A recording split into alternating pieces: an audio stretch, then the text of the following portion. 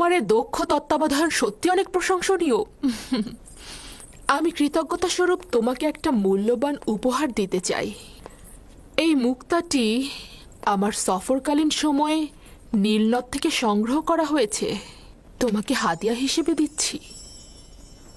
রাজমহলের কার্য সম্পাদনকে আমি আমার কর্তব্য বলে জানি, এবং সর্বদা আপনার ও আলী জনাব পুতিফারের মহব্বতের কাছে আমি ঋণগ্রস্ত। এটা নাও, এটা তোমার।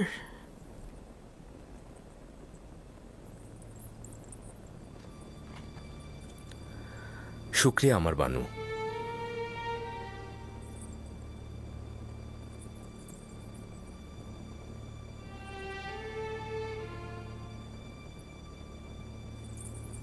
জানি না এ অবনত মস্তক জনাব তত্ত্বাবধায়কের আদবের নমুনা নাকি অমনোযোগিতা।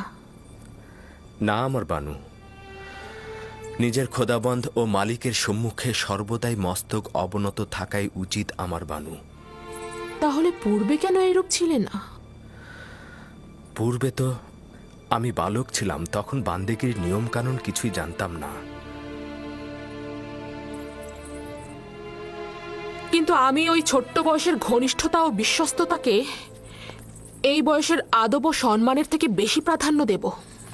প্রতিটি বয়স নিজের খাদ্যাভ্যাস তলব করে। ইউজারশিপ তো আপনার কাছ থেকে আদব শিক্ষা ও সম্মান প্রদর্শন শিখেছে, অন্য ধরন তো জানা নেই।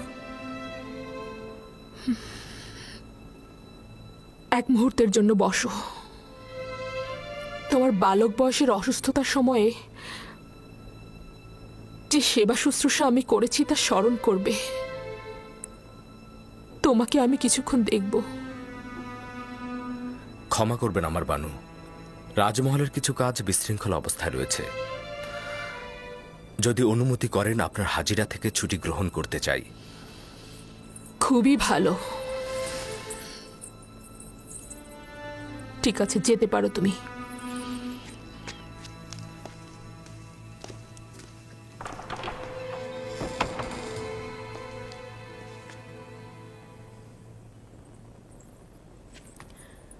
বুঝতে পারলাম না, তার কি আসলেই রাজদরবারে কাজ আছে, নাকি সে কোনো অজুহাত দেখালো?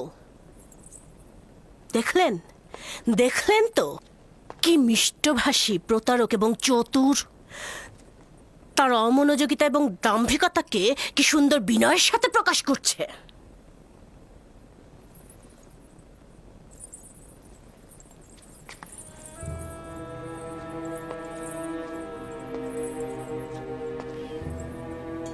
যেখানেই যাও না কেন, তোমাকে ছাড়ছি না।